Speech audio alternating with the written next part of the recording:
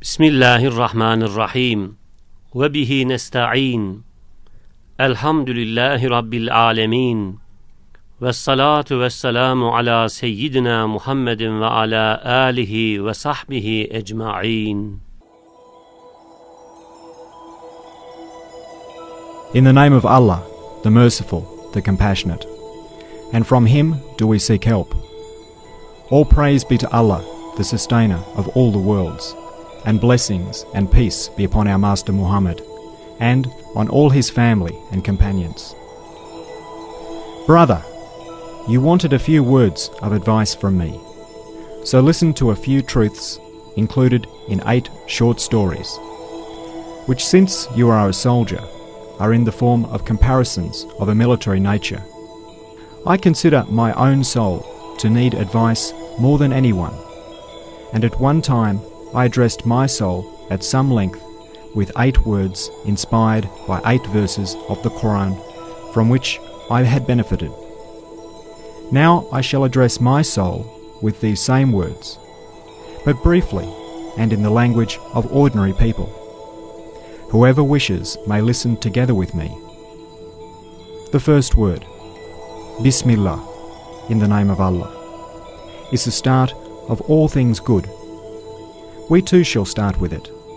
Know, O my soul, just as this blessed phrase is a mark of Islam, so too it is constantly recited by all beings through their tongues of disposition. If you want to know what an inexhaustible strength, what an unending source of bounty is Bismillah, listen to the following story, which is in the form of a comparison. It goes like this. Someone who makes a journey through the deserts of Arabia has to travel in the name of a tribal chief and enter under his protection. For in this way he may be saved from the assaults of bandits and secure his needs. On his own he will perish in the face of innumerable enemies and needs. And so 2 men went on such a journey and entered the desert. One of them was modest and humble, the other proud and conceited. The humble man assumed the name of a tribal chief, while the proud man did not. The first travelled safely wherever he went. If he encountered bandits, he said, I am travelling in the name of such and such a tribal leader, and they did not molest him. If he came to some tents, he was treated respectfully due to the name. But the proud man suffered indescribable calamities throughout his journey. He both trembled before everything and begged from everything. He was abased and became an object of scorn. My proud soul, you are the traveller, and this world is a desert. Your impotence and poverty have no limit, and your enemies and needs are endless. Since it is thus, take the name of the pre-eternal ruler and post-eternal lord of the desert, and be saved from begging before the whole universe and trembling before every event. Yes, this phrase is a treasury, so blessed that your infinite impotence and poverty bind you to an infinite power and mercy. It makes your impotence and poverty a most acceptable intercessor at the court of one all-powerful and compassionate. The person who acts saying, in the name of Allah, resembles someone who enrolls in the army. He acts in the name of the government. He has fear of no one. He speaks, performs every matter, and withstands everything in the name of the law and the name of the government. At the beginning we said that all beings say, in the name of Allah, through the tongue of disposition. Is that so? Indeed, it is so. If you were to see that a single person had come and had driven all the inhabitants of a town to a place by force and compelled them to work, you would be certain that he had not acted in his own name and through his own power, but was a soldier, acting in the name of the government and relying on the power of the king. In the same way, all things act in the name of Almighty Allah, For the minute things, like seeds and grains, bear huge trees on their heads. They raise loads like mountains. That means all trees say, in the name of Allah, fill their hands from the treasury of mercy and offer them to us. All gardens say, in the name of Allah, and become cauldrons from the kitchens of divine power, in which are cooked numerous varieties of different foods.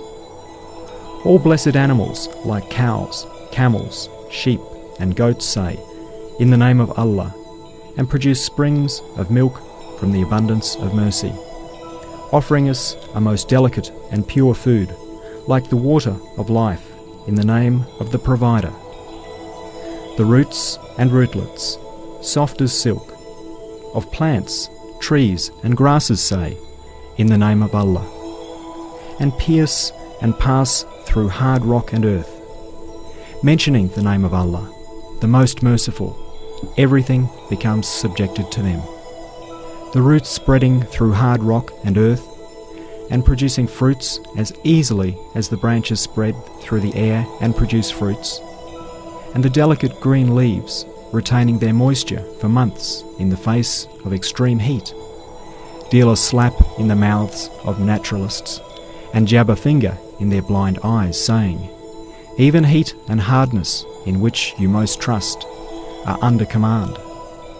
For like the staff of Moses, each of those silken rootlets conforms to the command of, فَقُلْ نَضْرِبْ بِعَصَاكَ الْحَجَرَ. And we said, O Moses, strike the rock with your staff, and splits the rock. And the delicate leaves, fine as cigarette paper, recite the verse, يَا نَارُ كُونِي بَرْدًا وَسَلَامًا. O fire, be coolness and peace, against the heat of the fire. Each like the members of Abraham, upon whom be peace.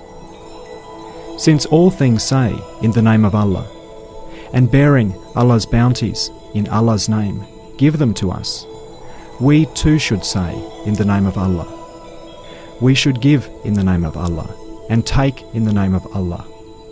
And we should not take from heedless people who neglect to give in Allah's name. Question.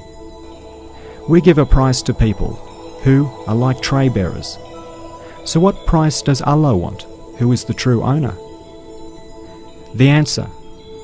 Yes, the price the true bestower of bounties wants in return for those valuable bounties and goods is three things.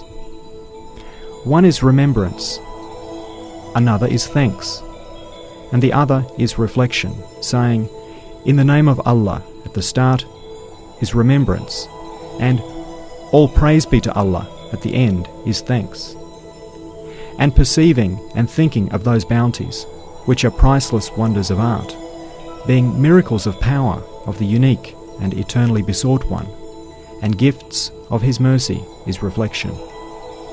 However foolish it is to kiss the foot of a lowly man who conveys to you the precious gift of a king, and not to recognize the gift's owner, is 1,000 times more foolish to praise and love the apparent source of bounties and forget the true bestower of bounties.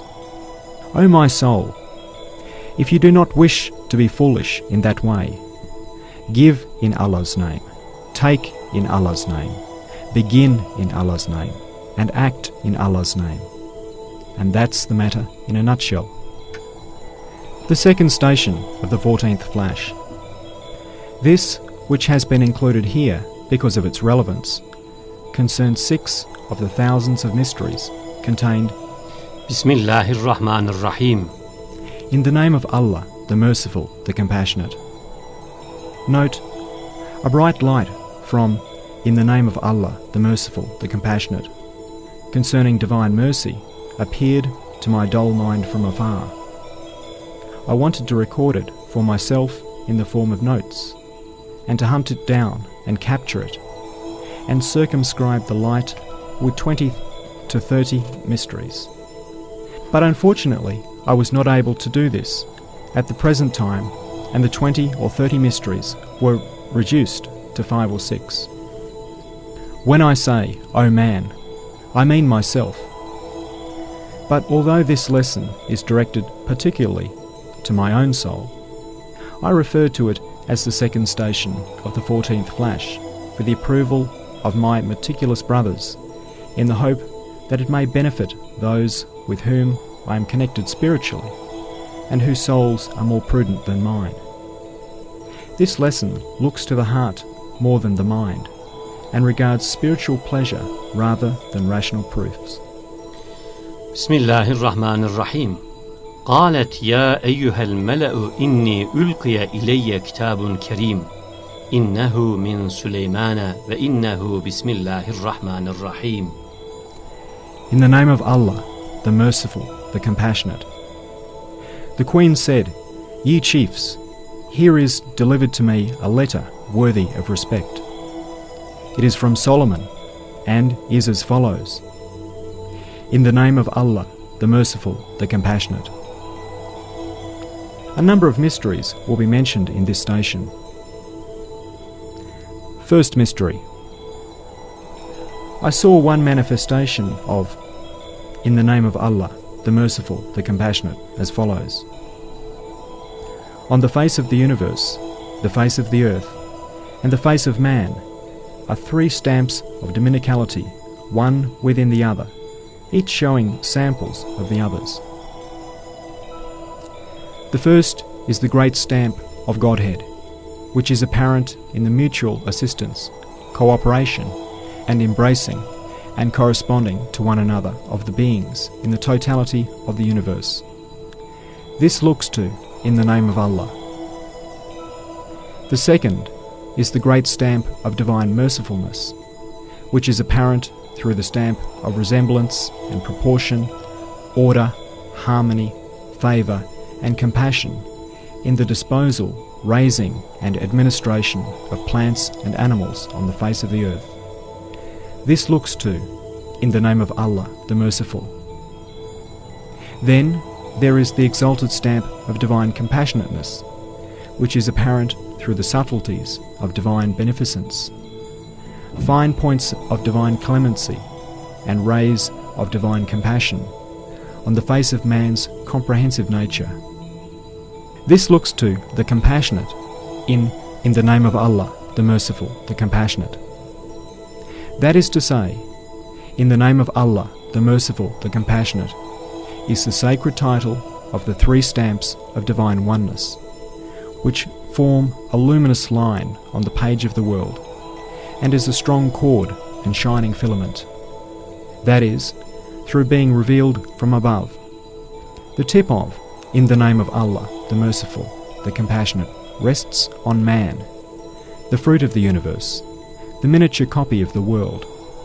It binds the lower world to the divine throne. It is a way for man to ascend to the human throne and to receive that comprehensive manifestation. Second mystery.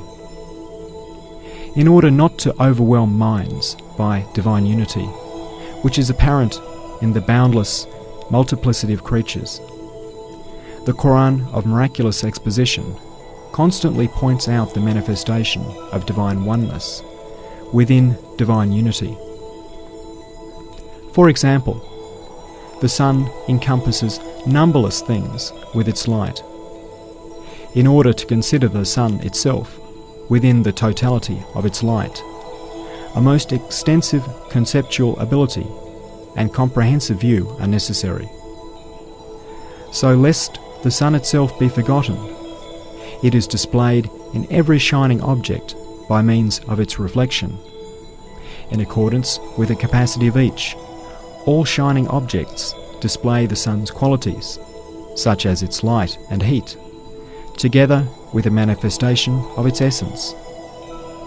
And just as in accordance with their capacities, all lustrous objects show the sun together with all its attributes, so do the sun's qualities, like its light and heat, and the 7 colours in its light, all encompass all the things facing it.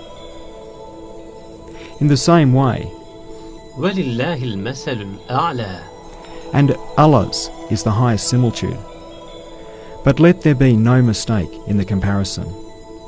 just as divine oneness and eternal besoughtedness have a manifestation together with all the divine names in everything, in animate creatures in particular, and especially in man's mirror-like essence. So through divine unity does each of the divine names, connected to beings, encompass all beings. Thus, lest minds become overwhelmed by divine unity, and hearts forget the most pure and holy essence, the Quran constantly puts before the eyes the stamp of divine oneness within divine unity. And it is in the name of Allah, the Merciful, the Compassionate, that indicates the three important points of the stamp.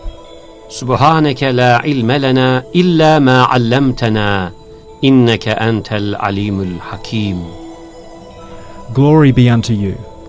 We have no knowledge save that which you have taught us. Indeed, you are all-knowing, all-wise.